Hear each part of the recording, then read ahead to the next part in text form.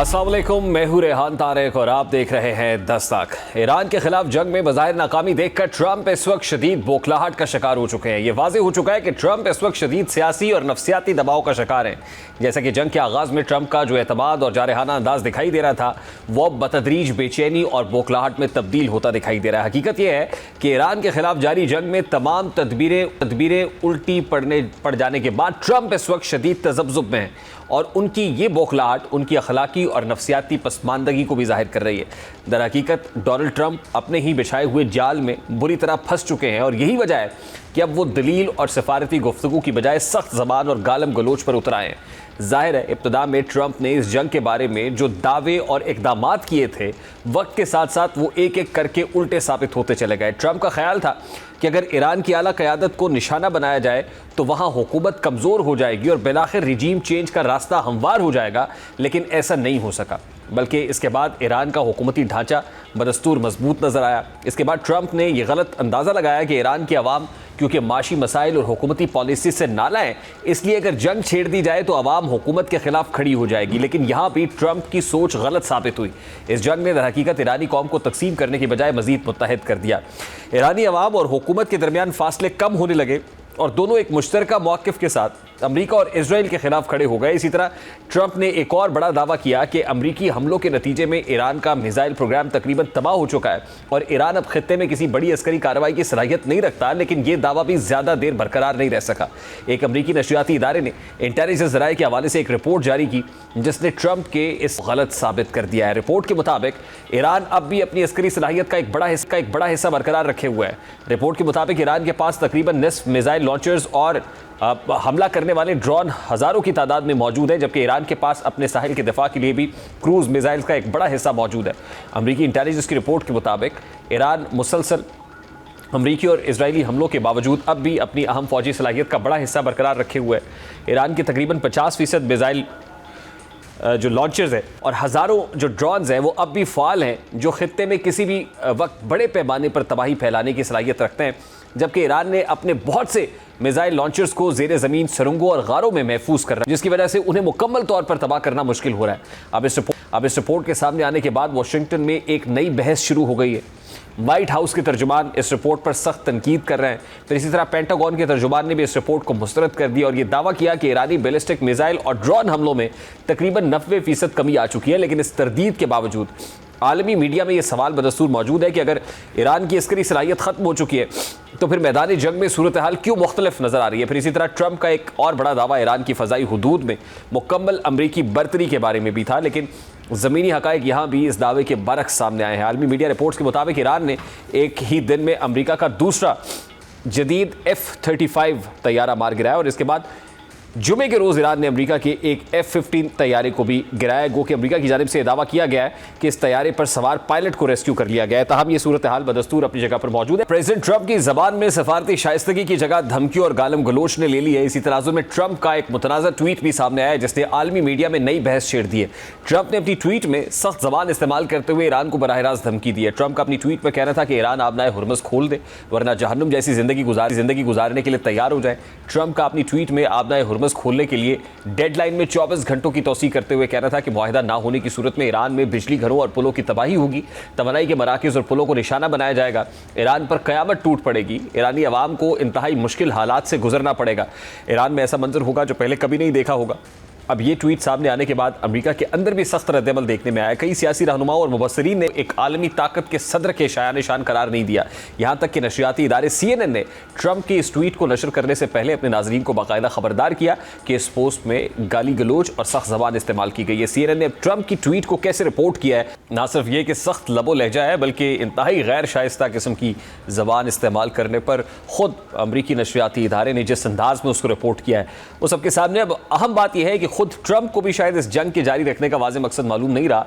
एक तरफ वो ईरान पर दबाव बढ़ाने की बात कर रहे हैं, दूसरी जानिब आबनाए हुर्मुज़ खुलवाने को जंग का बुनियादी मकसद करार दे रहे हैं। हालांकि अमेरिका के अंदर ही बाज़ सियासतदान इस मौक़िफ़ पर भी सवाल उठा रहे हैं। इसी हवाले से अमरीकी सेनेटर्स का हैरान कुन सवाल उठाते हुए कहना था कि जब जंग शुरू होने से पहले ही आबनाए हुर्मुज़ खुली हुई थी और आलमी तिजारत जारी थी तो फिर इस पूरी जंग का मकसद क्या था? अगर मकसद यही था कि आबनाए हुर्मुज़ को खोला जाए तो फिर इस जंग की ज़रूरत ही क्या थी? इस वक्त international relations expert doctor Rashid Abbas Naqvi साहब हमारे साथ मौजूद हैं। अस्सलाम वालेकुम डॉक्टर साहब, thank you very much for joining us. सबसे पहले तो बड़ा सादा सा सवाल है, प्रेसिडेंट ट्रंप ज़ाहिर है वो कहते हैं ऊँट रे ऊँट तेरी कौन सी कल सीधी, पता नहीं चलता है कब किस वक्त क्या ज़बान इस्तेमाल करने लगे। कभी वो डिप्लोमेसी की नेगोशिएशंस की बातें करते हैं, कभी इतना जारहाना हो जाते हैं कि हमने दिखाया है कि खुद जो अमरीकी नशरियाती इदारा है वो किस अंदाज में उनके इस लबो लहजे को रिपोर्ट कर रहा है। तो क्या है ये, बौखलाहट है, फ्रस्ट्रेशन है, ये सुपर पावर होने का खुमार है, इसको क्या कहेंगे? बिस्मिल्लाहिर्रहमानिर्रहीम। देखें, ये सारी चीज़ों का मजमुआ है जिसकी तरफ आपने इशारा किया। ये बौखलाहट भी है और ये शिकस्त खुर्दगी की अलामत भी है, और वो शर्मिंदगी का एहसास भी है, अंदर से गम और गुस्सा भी है। और ये जो मिसकैलकुलेशंस और गलत अंदाजों की भरमार थी ना जो इसके ट्रंप के इर्द गिर्द जो इसके मुशीर थे, मुशीर ज़रा देखें कौन कौन से मुशीर हैं और कौन कौन से उनके वजीर हैं, इनकी क्या वैल्यू है अमेरिकन सोसाइटी के अंदर, इनका क्या एक्सपीरियंस है बिल्कुल जंग के उन्वान से या इंटरनेशनल रिलेशंस के उन्वान से। ये इनके जो मुज़ाकरात कार हैं, इनके गोल्फ के पार्टनर हैं, साथी हैं, इनके जो दामाद हैं वो बने फिरते हैं इस वक्त। कुश्नर जो है बड़े आला दर्जे के सिफारतकार, और जो उनके वजीर जंग हैं उनको ज़रा देख लें, उनके जिस्म पे बने हुए निशानात देख लें, उनके बयानात देख लें, उनका अंदाज देख लें, जिस तरह वो फायर कर रहे हैं अपने जर्नैलों को। तो ये तो एक अहमकों का एक ग्रोह इकट्ठा हो गया है, और बदकिस्मती ये है कि वो एक सुपर पावर की हुकूमत इनके हाथ में आ गई है। तो ये तो बंदर के हाथ में उस तरह आ गया। अब अल्लाह ही खैर करे क्या इसके नताइज होंगे। लेकिन ये बात भी ज़हन में रहे कि इस वक्त डोनाल्ड ट्रंप हॉस्टेज हैं नेतन्याहू के हाथों, और उन्होंने नेतन्याहू और ज़ायनिस्ट लॉबी ने जिस दलदल के अंदर इनको धक्का दे दिया है, अब ये जितने हाथ पांव मारेंगे उतने ही गहराई में जाएंगे। देखें, ये आए थे रजीम चेंज करने के लिए, ये आए थे ईरान के हिस्से बखरे करने के लिए, और अब घूमते घामते जो है आखिर में आ गए जी अपना हुर्मुज़ को खोल दें बस। यानी अब उनकी आखिरी धमकी अपना हुर्मुज़ के जो पहले से खुला हुआ था, कोई ऐसे कोई नहीं था। और अब बहरहाल अब ईरान ने उसको अपने कंट्रोल में ले लिया, और आइंदा के लिए ईरान को एक बहुत अच्छा उन्होंने जिसे कहते हैं सोने की चिड़िया गोया ईरान के हाथ में उन्होंने थमा दी है। तो ऐसे शख्स जो गैम्बलिंग करता है, जो यू टर्न लेता है, जो ब्लफ खेलता है, जो फ्रेब करता है, जो धोखेबाज है, जो हर चीज़ को एक अपने मखसूस हदफ के तहत और अपने ज़ाती मफादात, अपने फैमिली मफादात को सामने रख के करता है, तो उसके अब बयानात पे, उनकी धमकियों पे क्या किया जाए। अभी भी मैंने सुना है कि अभी एक ब्रेकिंग न्यूज़ आ रही थी, कभी फिर उसने जर्नैलों को इकट्ठा किया हुआ है, और अब पता नहीं क्या दोबारा। बाकी जो जिस गैर सिफारती ज़बान की आप बात कर रहे हैं, जिस बाजारी ज़बान जो इस्तेमाल की गई है, मैं तो समझता हूँ कि ये अमरीकी जो सोसाइटी तो मैं नहीं कहूँगा, लेकिन अमेरिका का जो हकीकी कल्चर है जिसके ऊपर बड़ा खूबसूरत सा एक निकाब डाला हुआ था इन्होंने, वो जो रेड इंडियंस के कत्ले आम से लेके दुनिया भर में नाअमनी फैलाने और दुनिया भर के ममालिक को अपने ज़ेरे इक़्तिदार में लाने और अपनी मर्जी के लाने के लिए जो उनकी जितनी तारीख है ना, उस तारीख को डोनाल्ड ट्रंप ने बिल्कुल अपने इक़्तिदार के दौरान दुनिया के सामने पेश कर दिया कि अमेरिका का हकीकी चेहरा ये है। बिल्कुल सही डॉक्टर साहब, जैसे जैसे डेडलाइन अप्रोच हो रही है, कता कलामी के लिए माजरत, वैसे वैसे सवालात तो बहुत सारे हैं। अब क्या वही होने जा रहा है जिसका प्रेसिडेंट ट्रंप ने इंतबा जारी किया अपनी ट्वीट की सूरत में, या फिर उससे पहले पहले कोई ना कोई बीच का रास्ता, बीच बचाव का रास्ता या नेगोशिएशंस का रास्ता निकल आएगा? उनकी गुफ्तगू में देखें ना, उनकी गुफ्तगू में दोनों चीजें मौजूद थी। जहाँ पे उनका वो घटियापन था, जहाँ पे धमकियां थी, जहाँ पे गिदड़ धमकियां थी, वहां पे उन्होंने मुज़ाकरात की बात की और उसको एक्सटेंड करने की जो अल्टीमेटम, उसके पीछे भी तो दुनिया के अंदर सिफारतकारी का तो यही तरीकाकार होता है। फ्रंट पे भी चल रही होती है, बैक डोर पे भी चल रही होती है, और मुख्तलिफ ममालिक, मुख्तलिफ कुव्वतें अपना अपना रोल प्ले कर रही होती हैं, अब भी कर रही होंगी। मैं नहीं कहता कि बिल्कुल सिफारत का जो दरवाज़ा था वो मुकम्मल बंद हो चुका है और सिफारती और डिप्लोमेटिक्स जो इस वक्त एक्टिविटीज़ हैं वो बिल्कुल ख़त्म हो चुकी है। नहीं, ईरान की तरफ से भी इस तरह के मैसेजेस मौजूद हैं, और डोनाल्ड ट्रंप तो खुद चूँकि इनिशिएटिव ही मुज़ाकरात को उसने लिया है, उधर से भी ये चीज़ें मौजूद हैं। लेकिन ईरानी कौम के उन्वान से अगर हम देखें तो इनके जो सेंटिमेंट्स हैं ये اس طرح کے خطرات کے لیے تیار ہیں. اور میں سمجھتا ہوں کہ اس کے علاوہ ان کے پاس چارہ ہی نہیں ہے نا. انہوں نے پہلے مذاکرات کیے, 2 دفعہ مذاکرات کے دوران ان کو جہریت کا نشانہ بنایا گیا. پھر گزشتہ 47 سال سے ان کے خلاف کیا نہیں کیا گیا. سینکشن, ہر روز ایک نئی سینکشن, ایک پرائمری سینکشنز ہیں جی, پھر یہ سیکنڈری سینکشن ہے جی, پھر ٹرمپ صاحب آ گئے جی, میکسیمم پریشر ہے جی, اس سے پہلے صدام کے ذریعے 9 سال 8 سال کی جنگ ہے. تو 47 سال میں ایرانی قوم نے بہت بھگتا ہے. اور گزشتہ جون کے اندر جو 12 روزہ جنگ کے اندر, تو پھر ان کے سامنے یہ بالکل ہر چیز اس وقت شفاف ہے کہ اپنی حکمت عملی اور اپنی اسٹریٹجی کے ساتھ چلتے رہو, اپنے مطالبات, اپنے مقاصد, اپنے ویژن کے ساتھ آگے چلتے رہو, قربانیوں کے لیے تیار رہو, اور کسی بڑے ہدف کو لینے کے لیے جو قربانیاں دینی ہیں اس کو ایک اجتماعی صورت میں اس کو بھی سامنے رکھو. تو ایران کی قوم اور حکومت تو یہاں پہ کھڑی ہے, اس کے پاس کوئی اس کے علاوہ چارہ نہیں ہے کہ وہ دوبارہ مذاکرات کی میز پہ بیٹھے اور 4 دن کے بعد پھر ان پہ حملہ ہو جائے. لہٰذا یہ تو جنگ کو لمبا بھی کرنے کے اور پھیلانے کے بھی قائل ہیں اور اسی اسٹریٹجی بھی چل رہے ہیں. باقی جو ٹرمپ صاحب یہ کہہ رہے ہیں کہ وہ بجلی کے جو ہے وہ اسٹیشن اڑا دیں گے اور انرجی کے جو ذرائع ہیں اور فلاں یہ کر دیں گے, تو یہ تو خود میں سمجھتا ہوں کہ جو دنیا میں بڑے ہیومن رائٹس کی بات کرتے ہیں, انسانی حقوق کی بات کرتے ہیں, بڑے بڑے عالمی ادارے بیٹھے ہیں, انہیں اس کا کم از کم نوٹس تو دینا چاہیے نا کہ یہ تو وار کرائم میں آتا ہے. اس شخص کو کم از کم بیان کی حد تک تو کہیں بھئی یہ تو تم اوپن اعتراف کر رہے ہو, یہ جتنے جنگی جرائم ہیں تم تو بڑے مجرم ہو, تمہیں تو ICC ICG میں جو ہے لے کے جانا چاہیے. لیکن ایران, ایرانی عوام, ایرانی حکام, انہوں نے اپنے سسٹم کو ابھی تک تو بڑے اچھے طریقے سے مینج کیا ہے کہ وہ اس طرح کے بڑے حملوں کو بھی برداشت کرنے کے لیے مجھے تیار نظر آتا. لیکن ڈاکٹر صاحب ظاہر ہے اگر کوئی بھی کسی بھی قسم کا معاہدہ ہونا ہے, کراس دا ٹیبل بیٹھنا ہے تینوں فریقین کو, تو پھر اس سے پہلے تو سیز فائر بہت امپورٹنٹ ہے, جنگ بندی سب سے زیادہ امپورٹنٹ ہوگی. تو آپ کو جنگ بندی کا راستہ نظر آ رہا ہے؟ مطلب ایک طرف تو الٹیمیٹم ہے 24 آورز کو اس کی ڈیڈ لائن ایکسٹینڈ کی گئی ہے, دوسری طرف جنگ بندی. خبریں چل رہی ہیں, خبریں تو اس وقت سامنے آ رہی ہیں کہ 45 ڈیز کی ایک ٹیمپریری سیز فائر شاید ہو جائے.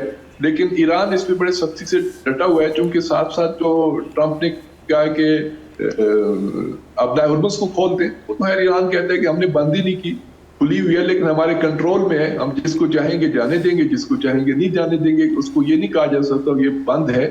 تو اس تناظر میں اگر دیکھا جائے تو کچھ چیزیں قریب ہوتی بھی نظر آ رہی ہیں. لیکن جو میں اپنے ذاتی تجزیے کے عنوان سے اس خطے کی سیاست کو جس انداز سے سمجھتا ہوں, تو جو سب سے بڑا سپائلر ہے یہاں پہ وہ ہے اسرائیل اور نیتن یاہو.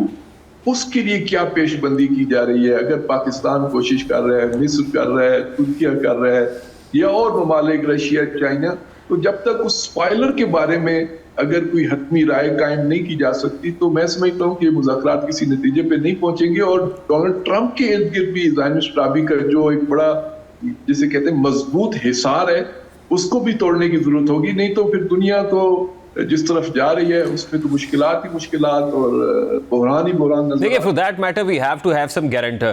تو at this point in time کون آپ کو ایسا ضامن نظر آ رہا ہے گارنٹر دونوں سائڈز پہ جو ضمانت دے سکے, وہ ایرانین سائڈ ہو یا پھر US سائڈ یا اسرائیلی سائڈ ہو, دونوں طرف سے؟ دیکھیں ایران کی عوام کی طرف سے بھی, اور میں ان کے بعض اینالسٹ جو ہیں ان کی بھی باتیں پڑھ رہا تھا, سن رہا تھا, وہ کہتے ہیں برائی کی جڑوں کو ختم کریں اور اس کے بعد جو ہے وہ آپ مذاکرات کی بیس پہ بیٹھ کے مسائل حل کر سکتے ہیں. وہ کہتے ہیں 2 برائی کی جڑیں ہیں یہاں پہ جو خطے کے اندر امریکی ایئر بیسز ہیں, یہ بنیادی طور پہ جنگ کا باعث بنتی ہیں, پہلے بھی اور اب بھی, اور یہی جو ہے ایرانو فوبیا بناتی ہیں, خطے کے ممالک کے اندر بھی ایران کے خلاف نفرت پیدا کرتی ہیں. اور دوسری طرف اسرائیل ہے جو گریٹر اسرائیل منصوبے کے تحت جو ہے وہ ہر روز ایک نئی سازش جو ہے وہ تیار کر رہا ہے. تو جب تک یہ دونوں قوتیں یا دونوں خرابیاں یا دونوں برائیاں ان کا کوئی واضح حل نکال نہیں جاتا تو ٹیبل پہ بیٹھ کے شاید مسائل حل نہیں ہوں گے. لہٰذا اسلامی ممالک, خطے کے ممالک, عالمی طاقتیں, عالمی ادارے, ان سب کو ان 2 چیزوں کو سامنے رکھتے ہوئے کہ کس طرح خطے سے یہ بیسس ختم ہو جائیں اور اسرائیل کو ایک ایسی سطح پہ لایا جائے کہ وہ حملے کی پوزیشن میں نہ رہے, تو پھر تو گارنٹر کی بھی ضرورت نہیں ہے, پھر تو معاملات ویسے ہی حل ہو جائیں گے. امریکہ اور ایران کے تو ہزاروں کلومیٹر کے فاصلے ہیں، ان کے تو درمیان مسئلہ ہی نہیں ہے. امریکہ تو اسرائیل کے ہاتھوں استعمال ہو رہا ہے، اور یہ جنگ بھی اسرائیل کی ہے، اور امریکہ کے اندر بھی اب تو یہ آوازیں اٹھ رہی ہیں کہ اسرائیل کی جنگ ہے. تو اس معاملے کو دیکھنا ہوگا کہ گریٹر اسرائیل یا زائنسٹ لابی کے جو انسانیت کے بارے میں، دنیا کے بارے میں جو نظریات اور جو اہداف ہیں، اور نیل سے ساحل تک، نیل سے فرات تک کی جو ان کی ایک مذموم سازش ہے کہ اس پورے خطے کو انہوں نے اپنے کنٹرول میں لینا ہے، تو یہ ساری چیزیں اپنے سامنے رکھیں تو پھر تو مجھے بہت صورتحال مشکل نظر آ رہی ہے. بہت شکریہ ڈاکٹر راشد عباس نقوی ایکسپرٹ ہمارے ساتھ موجود تھے. ایک بریک لیتے ہیں، بریک کے بعد واپس آتے ہیں.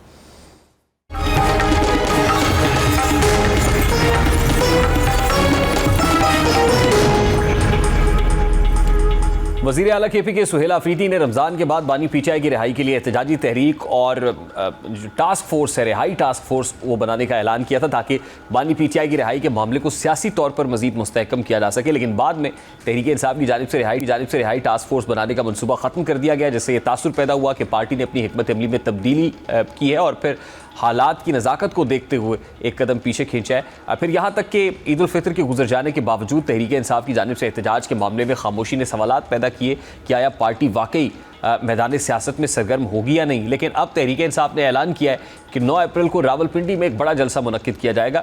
اس اعلان کے بعد یہ سوال اٹھتا ہے کہ کیا تحریک انصاف ایک طویل عرصے بعد مؤثر جلسہ کر سکے گی، اور کیا یہ جلسہ واقعی ایک بڑے پاور شو کے طور پر سامنے آ سکتا ہے. ظاہری بات ہے کہ اس جلسے کی کامیابی مختلف عوامل پر منحصر ہوگی، جیسا کہ حکومت کی اجازت، انتظامی اقدامات اور اندرونی پارٹی نظم و ضبط جلسے کی کامیابی کی اولین شرائط میں سے ایک ہے.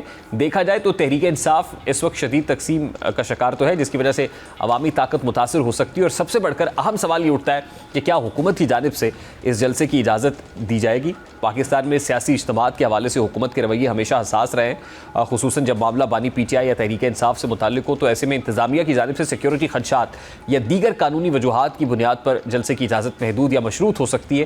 اسی لیے تحریک انصاف کے لیے یہ ایک اہم چیلنج ہوگا کہ وہ قانونی دائرہ کار اور انتظامی حدود کے اندر رہتے ہوئے اپنے مطالبات اور احتجاج کو ظاہر کرے. اب دیکھا جائے تو اس وقت تحریک انصاف بنیادی طور پر یہ تاثر دے رہی ہے کہ عدالت میں بانی پی ٹی آئی اور بشرا بی بی کی زیر سماعت کیسز پر سنوائی نہیں ہو رہی.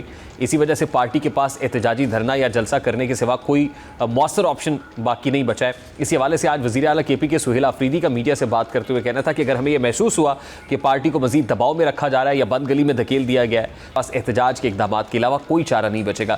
اس وقت پاکستان تحریک انصاف کے رہنما سینیٹر ہمایوں محمد صاحب نے بھی جوائن کیا ہے. السلام علیکم سینیٹر صاحب، بہت بہت شکریہ آپ کے وقت کے لیے. سینیٹر صاحب، کیا بالآخر پاکستان تحریک انصاف نے احتجاج کا یا احتجاجی رائے اختیار کرنے کا فیصلہ کر لیا اور یہ حتمی فیصلہ ہے؟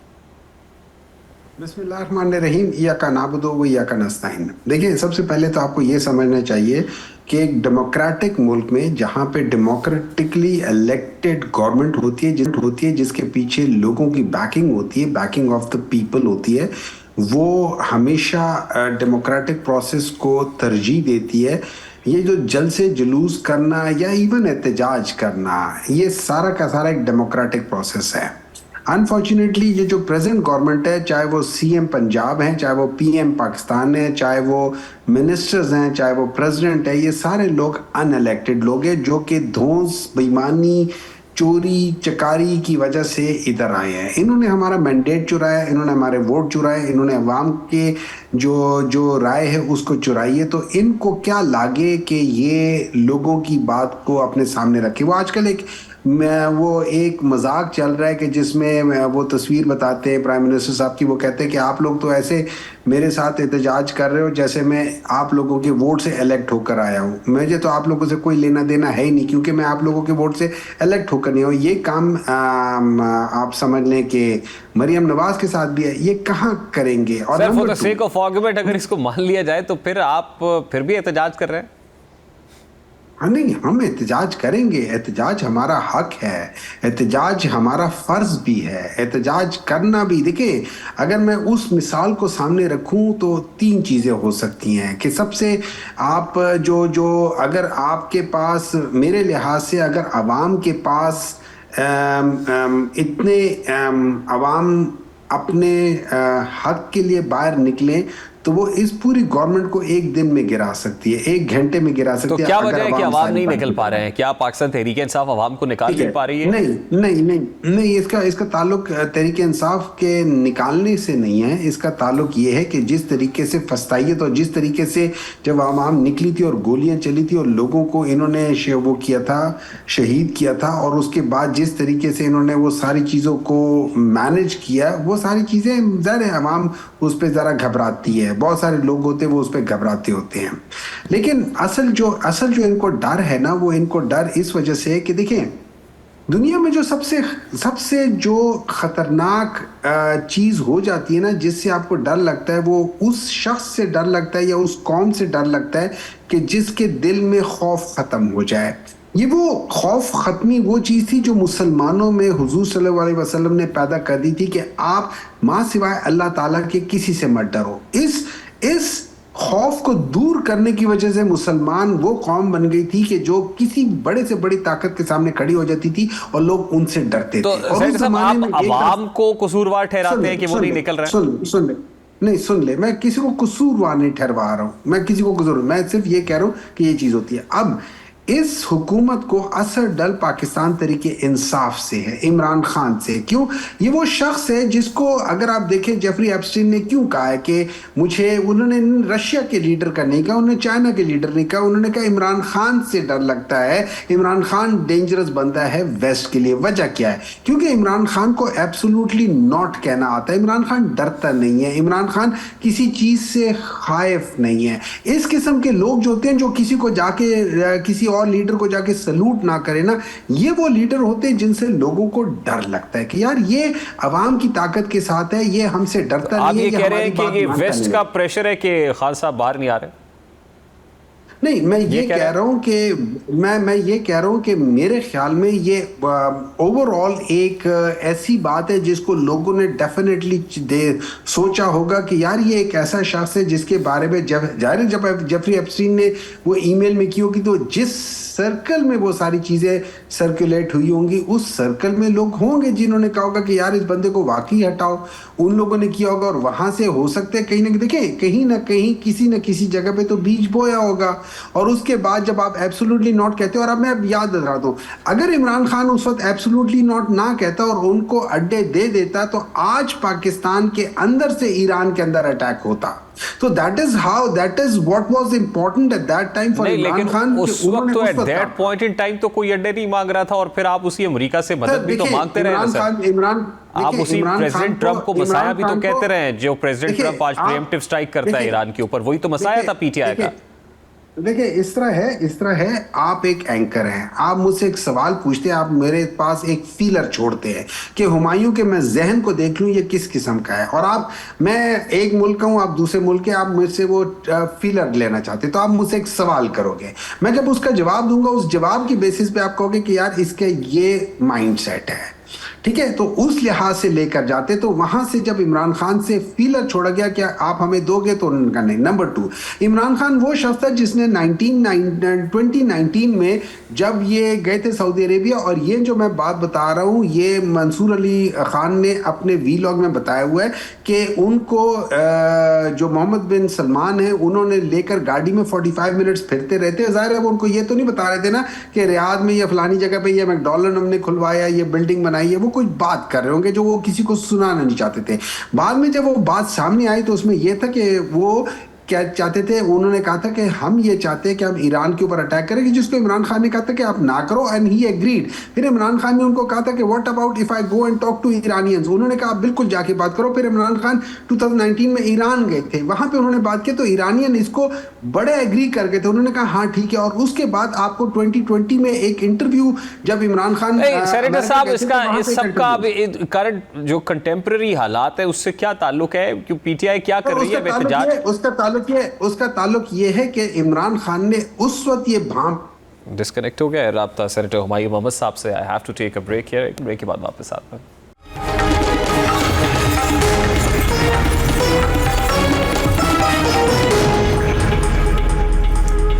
لیبیا کے ساحل کے قریب کشتی الٹنے کا ایک اور افسوسناک حادثہ ایک بار پھر اس تلخ حقیقت کو بے نقاب کر گیا ہے جس میں بہتر مستقبل کے خواب دیکھنے والے نوجوان اکثر سمندر کی بے رحم موجوں کی نظر ہو جایا کرتے ہیں۔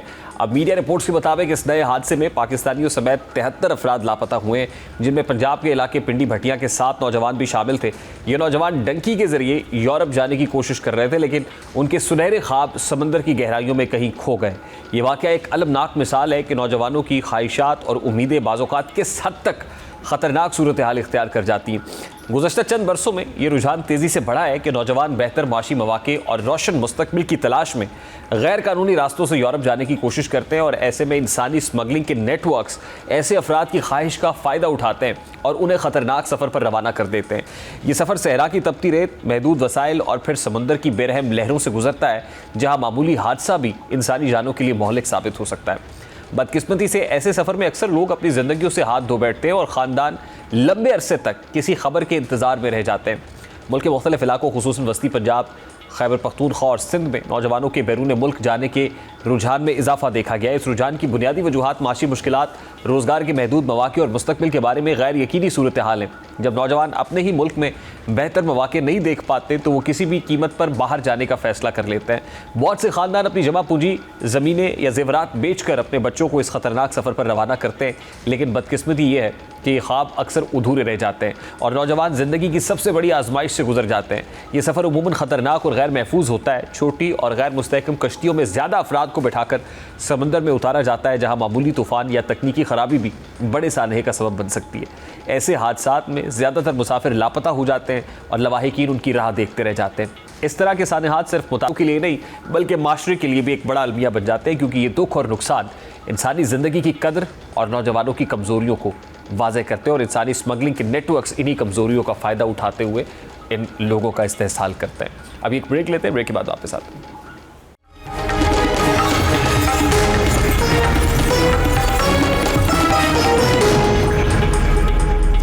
حالیہ دنوں میں یورپی یونین کے کلاؤڈ سسٹم پر ایک بڑا سائبر حملہ ہوا ہے جس نے یورپی اداروں اور صارفین کی معلومات کو خطرے میں ڈال دیا ہے۔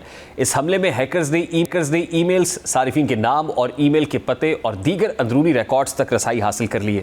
یورپی یونین کی سائبر سیکیورٹی ٹیم کے مطابق یہ حملہ ایک سپلائی چین کے ذریعے ہوا، یعنی ہیکرز نے پہلے ایک اوپن سورس سیکیورٹی ٹول کو نشانہ بنایا، وہاں سے خفیہ API چابی حاصل کی اور پھر اس کے ذریعے جو کمیشن کی کلاؤڈ سسٹم ہے اس میں داخل ہو کر ڈیٹا چرا لیا گیا۔ یہ چوری شدہ ڈیٹا تقریباً 92 GB کمپریسڈ معلومات پر مشتمل تھا اور یہ کمیشن کے ایک پلیٹ فارم سے منسلک تھا۔ یہ پلیٹ فارم مختلف یورپی اداروں کی ویب سائٹ اور خدمات کو ہوسٹ کرتا ہے۔ تحقیقات کے مطابق اس سائبر حملے سے کم از کم 29 یورپی ادارے متاثر ہوئے ہیں، جبکہ کمیشن کے درجنوں اندرونی صارفین کا ڈیٹا بھی اس نظام میں موجود تھا۔ یعنی یہ واقعہ بتاتا ہے کہ سپلائی چین کی کمزوریاں بڑے ادارے کے نظام کے لیے بہت خطرناک ہو سکتی ہیں۔ اب اس سائبر اٹیک کے پیچھے کئی مقاصد ہو سکتے ہیں۔ سب سے پہلے ہیکر ذاتی اور حساس معلومات تک رسائی حاصل کر کے انہیں فروخت یا بلیک میلنگ کے لیے استعمال کر سکتے ہیں۔ دوسرا مالی فائدہ بھی ایک اہم وجہ ہو سکتی ہے، کیونکہ چوری شدہ ڈیٹا غیر قانونی مارکیٹ میں بیچا جا سکتا ہے۔ تیسرا مقصد یہ ہو سکتا ہے کہ سائبر حملے اداروں یا حکومتوں کے اعتماد کو کمزور کرنے کے لیے بھی کیے گئے ہوں۔ بعض اوقات ہیکرز تکنیکی تجربہ بھی حاصل کرتے ہیں تاکہ مستقبل میں بڑے سسٹمز میں سیکیورٹی کی خامیوں کو جانچ سکیں۔ اب دیکھا جائے تو اس سائبر حملے کے اثرات بھی سنگین معلوم ہوتے ہیں۔ ظاہر ہے سب سے پہلے صارفین کی ذاتی معلومات کے لیک ہونے سے پرائیویسی متاثر ہو سکتی ہے اور لوگ اپنے ڈیٹا کے تحفظ کے بارے میں فکر مند ہو سکتے ہیں۔ دوسرا، اداروں کے درمیان اور عوام کے درمیان اعتماد کم ہو سکتا ہے۔ تیسرا، مالی طور پر اداروں کو نقصان اٹھانا پڑ سکتا ہے، کیونکہ انہیں نقصان کی تلافی، قانونی چارہ جوئی اور سیکیورٹی اپ گریڈز پر اضافی خرچ کرنا پڑ سکتا ہے۔ اس کے علاوہ یہ سیکیورٹی کی اہمیت کو اجاگر کرتا ہے اور دکھاتا ہے کہ بڑے اور مضبوط ادارے بھی سائبر خطرات سے محفوظ نہیں ہیں۔ یہ واقعہ بھی اس واضح کرتا ہے کہ ہیکرز نہ صرف ٹیکنالوجی کی خامیوں سے فائدہ اٹھاتے ہیں بلکہ انسانی اور نظامی غلطیوں کا بھی بھرپور فائدہ اٹھا سکتے ہیں۔ پروگرام کا وقت اب تک اختتام کو پہنچا ہے۔ آپ سے ملاقات ہوگی انشاءاللہ کل۔ اپنا رکھیے خیال۔ اللہ حافظ۔